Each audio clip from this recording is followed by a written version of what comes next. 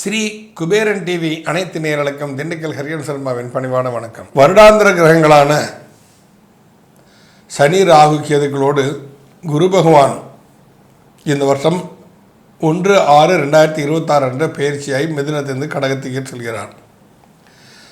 அதாவது காலபுருஷ தத்துவ ரீதியாக பார்க்கும் பொழுது காற்று ராசியிலிருந்து நீர் ராசி தான், நீர் ராசியில் அவர் உச்சம் அடைகிறார்.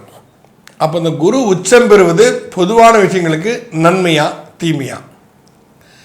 இப்போ இந்த காலகட்டத்தில் இந்த குருவுக்கு 11ஆம் இடத்தை சூரியன் சஞ்சரித்து கொண்டிருப்பார். ரிஷபத்தில் லக்னத்திலேயே சூரியன் சஞ்சரித்து கொண்டிருப்பார் இந்த குரு பயிற்சி ஆகக்கூடிய காலகட்டங்களில்.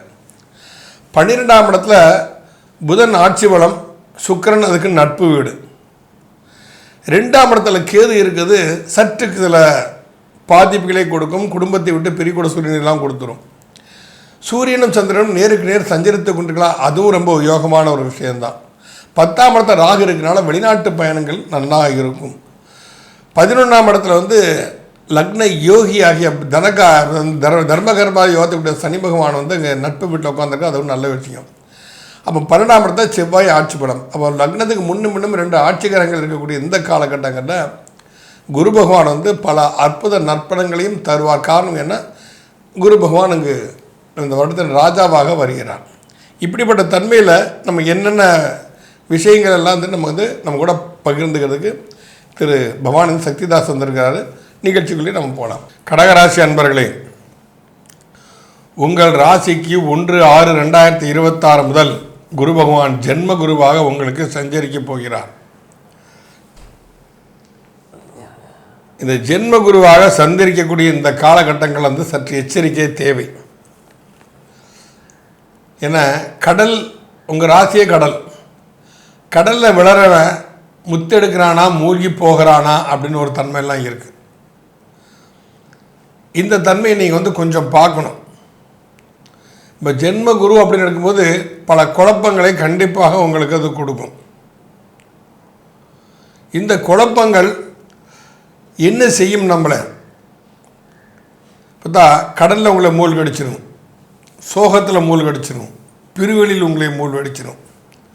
இதிலெல்லாம் சிக்காமல் நீங்கள் வரணும் அப்படின்னு சொன்னால் அதில் என்ன ஒரு பெரிய விஷயம், என்ன ப்ளஸ் பாயிண்ட்னு சொன்னால், உங்கள் ராசியிலேருந்து 1, 5, 9 அவர் பார்க்குறாரு. 1ஆம் இடத்தில் இருந்து கொண்டு 5ஆம் இடத்தையும் 9ஆம் இடத்தையும் அவர் பார்க்குறார். அது பெரிய ப்ளஸ் பாயிண்ட். அப்போ திருகோண சந்திப்புகள் நிகழக்கூடிய விஷயங்களே அது கொடுத்தாலும் உங்கள் குடும்பத்தில் சற்று பின்னடைவுகளை அது கண்டிப்பாக கொடுத்துடும்.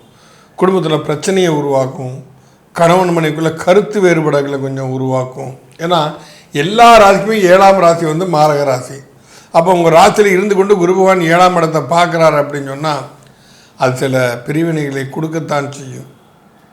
இல்லை இத்தனை நாள் வரைக்கும் ரொம்ப மனதுக்குள்ளேயே புழுங்கிட்டு இருப்பாங்க, படக்குன்னு போய் வெடிச்சிடும். இந்த மாதிரி தன்மையிலே குரு பகவான் உங்கள் ராசியில் கொடுத்துருவார். ஏதோ ஏற்கனவே உங்கள் ராசிக்கு 2ஆம் இடத்தை கேது வேறு உட்காந்துருக்கிறார். அது மட்டும் இல்லாமல் இந்த ராசியாதிபதி சந்திரன் இந்த குரு பயிற்சி ஆகக்கூடிய காலத்தில் நீச்சம் பெற்று வேறு அமைந்திருக்கார் இல்லையா? அப்போ ஏற்கனவே நீங்கள் மனக்குழப்பத்தை இருக்கிறீங்க, ஒரு தேவையில்லாத ஒரு வெறுப்பு உணர்வு, கசப்பு உணர்வு, ஒரு நிம்மதியற்ற தன்மை, இது எல்லாமே உங்களுக்கு இது வரைக்கும் வந்துக்கிட்டு இருந்திருக்கும்.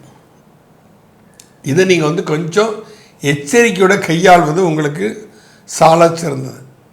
பாக்கியஸ்தானத்தை குரு பார்ப்பதால் பூர்வீக தோஷங்கள் விலகி அதன் பாக்கியம் என்று அந்த பாக்கியத்தினால் உங்கள் வாழ்வு சற்று மேன்மைப்படுகிற சந்தர்ப்பங்கள் இருக்கிறது. இருந்தாலும் இந்த குரு பகவான் 30/10/2026 27/1/2027 வரைக்கும் உங்கள் ராசிக்கு 2ஆம் இடத்துக்கு போயிடுவார். முதல்ல உங்கள் ராசிக்கு 12ஆம் இடத்துல இருக்கிறாரு, அப்புறம் உங்கள் ராசிக்கு வர்றாரு, உங்கள் ராசிக்கு 2ஆம் இடத்துக்கு போயிடுறாரு. இது அந்தளவு சாக்கியமானு கேட்டால் அது கொஞ்சம் சிரமமான ஒரு சூழ்நிலை தான் கடகராசிக்காரங்களுக்கு. ஏற்கனவே கடன்பட்டார் நெஞ்சம்போல் கலங்கினான் இலங்கை வேந்தன் என்பதை போல மனசு கலக்கத்திலே இருந்தது. ஏன்னா தண்ணியில் கல்லை தூக்கி போட்டால் எப்படி இருக்கும், அந்த மாதிரி ஒரு தன்மைத்தானே உங்களுக்கு அது கொடுத்துக்கிட்டு இருக்கிறதுனால இவருக்கு குரு பகவான். அப்போ இந்த பன்முகத்தன்மையோடு பயிற்சியாகக்கூடிய காலகட்டங்களில் வந்து இந்த குரு சஞ்சரிக்கிறதுனால வந்து கொஞ்சம் எச்சரிக்கை உணர்வு வந்து உங்களுக்கு கண்டிப்பாக தேவை. அது கட்டங்கள் மாறும்போது அவனுடைய பார்வைகள் பார்க்கும் இடங்களும் மாறுபடும், அதில் எந்த மாற்று கருத்தும் இல்லை. இருப்பினும் கடகராசிக்காரர்களுக்கு ஜென்ம குருவாக வந்து அந்த குரு உச்சம் பெற்ற நிலையில் இருப்பது, ஏன்னா உங்கள் ராசிக்கு 6ஆம் அதிபதி அவர் உச்சம் பெற்று இருப்பது என்பது சற்று சிந்தித்து செயலாற்ற வேண்டிய ஒரு காலகட்டம் என்று நாம் கண்டிப்பாக சொல்லலாம். கடகராசி நேயர்களுக்கு நிறைய நன்மைகள் இருந்தாலும் நடுநடுவே சில சிக்கல்களும் பிரச்சனைகளும் இருக்கவே தான் செய்யுது. ஜென்மத்தில் குரு, இந்த ஜென்ம குரு நன்மைகளை செய்யுமா அப்படின்னு பார்த்தோம்னா ஆமாம் செய்யும். மிகப்பெரிய காரியங்களை சாதிக்கிறதுக்கு ஒரு நல்ல உந்துகோலாக இருக்கும். சமயத்தில் நீங்கள் ஒரு கிங் மேக்கராக இருப்பீங்க. எல்லா காரியத்தையும் முன்னின்று செஞ்சால் எடுத்து முழுமையாக முடிச்சு விடக்கூடிய அளவுக்கு உங்களுக்கு ஒரு மிகப்பெரிய திறமையும் அந்த தன்மையும், பிறர் உங்களை வந்து மதிக்கணும், மரியாதை பிறர் உங்களை மதிக்கணும், மரியாதை எதிர்பார்க்குற தன்மையும் உங்களுக்கு உருவாகும். அது உங்களுக்கு வந்தும் சேரும். சிக்கல் எங்கே வருது அப்படின்னு பார்க்கும்போது அவமானங்கள் தேடி வரும். ஒரு விஷயத்தை செய்யணும்னு நீங்கள் முன்னெடுத்து ரொம்ப அக்கறையோடு போய்கிட்டு இருக்கும்போது அந்த விஷயத்தையே பயன்படுத்தி உங்களை அவமானப்படுத்துவாங்க. அதில் ஒரு குறையை கண்டுபிடிச்சி உங்களை அவமானப்படுத்துவாங்க. நன்மைன்னு செய்ய போனது எல்லாமே உங்களுக்கே தீமையாக வரும். இருந்தாலும் நீங்கள் எடுத்த காரியத்தை முடிப்பீங்க. நிறைய இடங்களில் பெரிய அளவில் சாதிக்கிறதுக்கு ஒரு வாய்ப்பு உருவாகும். சொந்தமாக தொழில் செய்வதற்கு ஒரு வாய்ப்பு உருவாகும். 9ஆம் இடத்துல இருக்கக்கூடிய சனி உங்களுக்கு வந்து தொழில் ரீதியாக திடீர்னு ஒரு நல்ல வாய்ப்பை கொடுக்கும். 10ஆம் இடத்துல இருக்கக்கூடிய செவ்வாய் நீங்கள் ஒரு இயந்திரம் சார்ந்தது, அப்புறம் கட்டுமானத்துறை, செங்கல், மணல், கம்பி, ஜல்லி இதை ஒட்டி இருக்கக்கூடிய தொழில் செய்கிறவங்களா இருந்தீங்கன்னா உங்களுக்கு ஒரு மிகப்பெரிய ஒரு ஏற்றம் இருக்குது. அரசியல் துறையில் இருக்கீங்களா, உங்களுக்கு ஒரு மிகப்பெரிய ஏற்றம் இருக்குது. ஆனால் எங்கே சிக்கல் வரும் அப்படின்னு இன்னொரு பக்கம் பார்த்தோம்னா குடும்பத்தில் சிக்கல் வரும். கணவன் மனைவி பிரிந்து போவதற்கு வாய்ப்புகள் உருவாகும். இல்லை அப்படின்னா திருமணம் இன்னும் ஒரு வருஷம் தள்ளி போகிறதுக்கும் வாய்ப்பு உருவாகும். குடும்பத்தில் இருக்க யாராவது ஒரு உறுப்பினர் கோச்சிக்கிட்டு குடும்பத்தை உடைக்கக்கூடிய வாய்ப்பு கூட உருவாகும். இதெல்லாம் பார்த்து கலங்க தேவையில்லை. ஏன்னா இது ஒரு 6 மாதத்துக்கு இருக்கக்கூடிய ஒரு நெருக்கடியான சிக்கல். அதுக்கப்புறம் இது தானாக மாறிடும். இருந்தாலும் இந்த நேரத்தில் இவ்வளோ குழப்பங்கள் உருவாகி நாம் குடும்பத்துக்காக தானே எல்லாம் செஞ்சோம், அந்த குடும்பமே இப்படி பண்ணுதே நம்மளை அப்படின்னு நினைக்கிற அளவு கொண்டு போய் விட்டுடும். இதுக்கு நீங்கள் வருத்தப்படாமல் ஒரு எதிர்நீச்சல் போட்டு எல்லாம் சரியாக போயிடும், எல்லாரும் நம்மளை புரிஞ்சுக்குவாங்க அப்படிங்கிற எண்ணத்தோடு நீங்கள் ஒரு படி முன்னேறினால் உங்கள் தொழில் வாழ்க்கை, உங்களுடைய குடும்ப வாழ்க்கை, உங்களுடைய சமூக வாழ்க்கை, உங்களுடைய மதிப்பு, மரியாதை இவையெல்லாம் பின்னாடி உயர்ந்து நிற்கும். உடனடியாக நடக்காது. ஆனால் இது இன்னைக்கு போட்ட விதை எப்போ முளைக்கும்னா கொஞ்சம் பின்னாடி முளைக்கும். எங்கேயாவது கடன் வாங்கி ஏதாவது செய்யணும் அப்படின்னு நினைக்கிறீங்கன்னா நீங்கள் தாராளமாக செய்யலாம். ஏன் கடன் கட்டாயம் உருவாகக்கூடிய சூழ்நிலை. அந்த கடனை நல்ல விதமாக பயன்படுத்திக்க பாருங்கள். அப்பாவுக்கு வைத்தியம் செய்ய வேண்டிய தேவை இருக்குதுன்னா உடனடியாக செய்ய பாருங்கள். அது கடன் வாங்கியாவது செய்ய பாருங்கள். ஏன்னா அப்பாவுக்கு உடல்நலம் கெடுவதற்கும் வாய்ப்பு இருக்குது. நரம்பு சம்மந்தப்பட்டது, முதுகு சம்மந்தப்பட்ட வலி, இந்த மாதிரியான விஷயங்கள், சில நேரம் அப்பாவுடைய டிப்ரெஷன், ஹெவி டிப்ரெஷனில் இருக்கிறது, இந்த மாதிரியான சிக்கல்கள்லாம் உருவாகும். அப்போ அவரை சரி பண்ணுறதுக்கான சரியான நேரமும் இதுதான். வெளிநாடு எங்கேயாவது போகணும்னு நினச்சா போயிட்டு வந்துடுங்க. வெளிநாட்டில் சொத்து ஏதாவது வாங்கி வச்சுருக்கீங்க அப்படின்னா அதை விற்றுப்பிட்டு உள்ளூர் வர்றதுக்கு வாய்ப்பு இருந்தாலும் வந்துடுங்க. மொத்தத்தில் இருக்கிற இடத்த விட்டு இன்னொரு இடத்துக்கு போகிறதுக்கும் உங்களுடைய பொருளாதாரத்தை வந்து, அதாவது பழைய பொருளாதாரத்தை கொஞ்சம் சிக்கல் சரியில்லைன்றதுனால அதை விற்றுட்டு வர்றதுக்கோ இல்லைன்னா பின்னாடி பார்த்துக்கணும் அப்படின்னு அதை விட்டுட்டு வர்றதுக்கோ சூழ்நிலைகள் உருவாகும். மனதைரியம் கட்டாயம் வேணும். பெரிய சாதனைகள் செய்யும்போது தான் இந்த மாதிரியான சிக்கல்கள் உருவாகும்.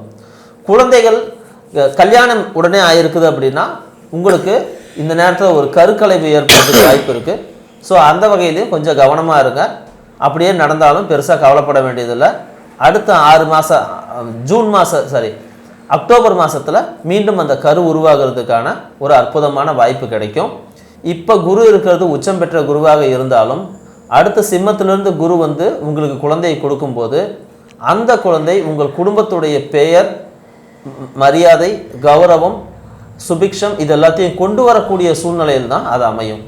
அதனால் இதுக்கும் நீங்கள் பெருசாக வருத்தப்பட தேவையில்லை. குரு பகவான் பொதுவாகவே எந்த ஒரு ராசியாக இருந்தாலும் லக்னமாக இருந்தாலும் 11ஆம் இடத்தை சூரியன் செஞ்சிருச்சான்னா அந்த ஜாதகத்தோட பல தோஷங்களை நிவர்த்தி பண்ணக்கூடிய தன்மை அந்த சூரியனுக்கு உண்டு. ஏன்னா எந்த ஒரு கிரகமாக இருந்தால் அந்த கிரகத்தோட வலிமையை பெற்று அதற்கு ஏற்பார்ப்பால் பிரதிபலனை செய்வது தான் சூரியன். இப்போ உங்கள் ராசிக்கு லாபஸ்தானத்தில் 11ஆம் இடத்துல சூரியனை வந்து அமைஞ்சிருக்கார். அப்போ ஆனால் அதே சமயத்தில் அது வந்து கொஞ்சம் ஒரு பாதகஸ்தானமும் கூட. அந்த பாதகஸ்தானத்திலையும் வந்து அவர் உட்கார்ந்துருக்கிறார். அப்படிங்கும்போது சற்று எச்சரிக்கை உணர்வு தேவை. அதாவது சற்று எச்சரிக்கைன்னா என்ன, சூரியனாலே தலைமை பண்பு, அந்த தலைமை பண்போட அகங்காரம் சார்ந்த விஷயங்கள் சேர்ந்துவிடும். ஆணவம், கர்வம், தான் என்கின்ற எண்ணம் இதெல்லாமே வந்துடும். இது வந்துச்சுனாலே ஒரு வீழ்ச்சிங்கிறது தவிர்க்க முடியாத ஒன்றாக போய்விடும். ஏன்னா உங்களுக்கு குடும்பஸ்தானாதிபதி லாபஸ்தானத்தில் வந்து அமர்ந்திருக்கிறார். ரைட்டு. அப்போ குடும்பஸ்தானாதிபதி லாபஸ்தானத்தில் அமர்ந்திருக்காருன்னா பெரிய லாபங்கள் வரும், முன்னேற்றங்கள் ஏற்படும். அதெல்லாம் வந்து ஒரு பொதுவான விஷயங்கள் தான். இருந்தாலும் அந்த சூரியவான் தன்மைக்கு யார்கிட்ட பேசணும் கொஞ்சம் பணிவாக பேசி பழங்க. வந்தாங்கன்னா ஐயா உட்காருங்க, என்ன வேணும் உங்கள் பிரச்சனையை அப்படி சொல்லி பழங்க. என்ன வேணும் உனக்கு, இந்த மாதிரி விஷயத்தெல்லாம் நீங்கள் பேசிடாதீங்க. பேசினா ஒரு இது அது உங்களுக்கு கண்டிப்பாக பின்னடைவே கொடுத்துரும். அதை நீ கொஞ்சம் எச்சரிக்கையாக இருக்கணும். நான் ஏற்கனவே சொன்ன மாதிரி பூர்வ புண்ணிய கர்மக்காரனும் இந்த ஜென்ம கர்மக்காரனும் உங்கள் ஒன்று இணைவதுங்கிறது மிக ஒரு அற்புதமான ஒரு விஷயம், திருவோணத்தை சந்திப்புங்கிறது. ஆனால் அதே சமயத்தில் கடல் ராசியில் இது சந்திரிக்கக்கூடிய சூரியன் குரு சந்திரிக்கக்கூடிய அந்த காலகட்டங்கள் வந்து கடல் கொந்தளிப்புகள் பொதுவாக ஏற்பட சந்தர்ப்பங்கள் இருக்கின்றது. ஆனால் கடற்கரை சம்பந்தப்பட்ட இடங்களுக்கு செல்வது கடகராசிக்காரனுக்கு அவ்வளவு சால சிறந்ததல்ல. போனாலும் ஒரு எச்சரிக்கை உணர்வோடு சென்று வாருங்கள். அதுதான் உங்களுக்கு அதீத நன்மையை கொடுக்கும். நம்ம குருவோட பார்வை பற்றிலாம் பார்த்தோம். அங்கேருந்து 5ஆம் இடத்தை பார்க்குறாரு, 7ஆம் இடத்தை பார்க்குறாரு, 9ஆம் இடத்தை பார்க்குறாரு. இதெல்லாம் பார்வை நல்ல விஷயந்தான். ஏன்னா குரு பார்க்க கோடி புண்ணியம் என்று தான் சொல்லியிருக்கிறாங்க. அதெல்லாம் நல்ல விஷயந்தான். வந்து ஒரு ஆரோக்கியமான வாழ்க்கை உங்களுக்கு ஏற்படுறதுக்கு சாத்தியக்கூறுகள் நிறையவே இருக்கின்றன. ஆக இந்த குரு பயிற்சி கடகத்திற்கு கிட்டத்தட்ட ஒரு 50-50 நல்லது கெட்டது கலந்து தான் இங்கே நடக்க போகும். மேலும் இதற்கு மேல் நீங்கள் நன்மையை அடைந்து சீரும் சிறப்போடு வாழ வேண்டும் என்று சொன்னால் அம்மன் கோவில் வழிபாடு என்பது உங்களுக்கு ரொம்ப ரொம்ப ரொம்ப முக்கியமான விஷயம். இப்போ நான் கடகராசிங்கிறது அம்மன், சந்திரனுடைய வீடுனால அம்மன் தான் பிரதானத்தில் வந்து அம்மன் கோவில் வழிபாடு ரொம்ப முக்கியமாக சொல்லப்படுகிறது. நீங்கள் செல்லக்கூடிய நேரத்தில் அம்மன் கோவிலில் அந்த அம்மன் கோயில் ஏதாவது நம்ம அன்னதானம் நடந்துகிட்டு இருந்தால் தயங்காமல் சொல்ல தாயோட பிரசாதம் நினச்சி அம்மா தாயே இன்றைக்கி நீ பிட்சப்பட ரொம்ப சந்தோஷம் சொல்லி அங்கே வந்து உட்காந்து நீங்கள் அந்த அன்னதானத்தை கலந்துக்கங்க. அன்னதான சாப்பாடை சாப்பிடுங்க. நீங்கள் கண்டிப்பாக உங்களுடைய பிற தோஷங்களும் தீர்க்கப்பட்டு சீரும் சிறப்போடு வாழ்வதற்கான ஒரு வழி கிடைக்கும். அதே போல் இப்போ இந்த குருவுடைய இந்த கடகராசிக்கு பரிகாரம்னு பார்க்கும்போது எங்கெல்லாம் தண்ணி ஓடிக்கிட்டு இருக்கோ, ஆறு தான் பிரதானம். ஆறு எங்கெல்லாம் இருக்குதோ அதை ஒட்டி இருக்கக்கூடிய கோயில்களில் போயிட்டு இந்த ஆற்றுல குளிச்சுட்டு அதுக்கப்புறம் அந்த சாமி கும்பிட்றது அப்படிங்கிறது ஒரு மிகப்பெரிய ஒரு நன்மையை தரும். ஆனால் நீங்கள் ஒரு முறை குளிச்சுட்டு இப்படிலாம் நடந்துடணும் அப்படின்னு எதிர்பார்க்க வேண்டாம்.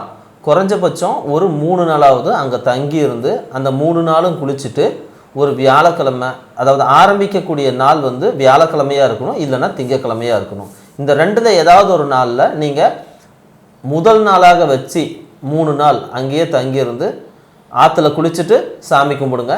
இதை செஞ்சுட்டு வரும்போதும் உங்களுக்கு ஏற்படக்கூடிய அவமானங்களை வந்து இது குறைப்பதற்கு ஒரு மிகப்பெரிய வாய்ப்பு கிடைக்கும். உங்களுடைய எமோஷனல் பேலன்ஸ் வந்து ஒரு பெரிய அளவில் பாதுகாக்கப்படும். ஸ்ரீ குபேரன் டிவியை பார்த்தமைக்கு நன்றிகள். மேலும் இது போன்ற தகவல்களை தெரிந்து கொள்ள ஸ்ரீ குபேரன் டிவியை சப்ஸ்கிரைப் செய்யுங்கள். மறக்காமல் பெல் ஐக்கானை கிளிக் செய்யுங்கள்.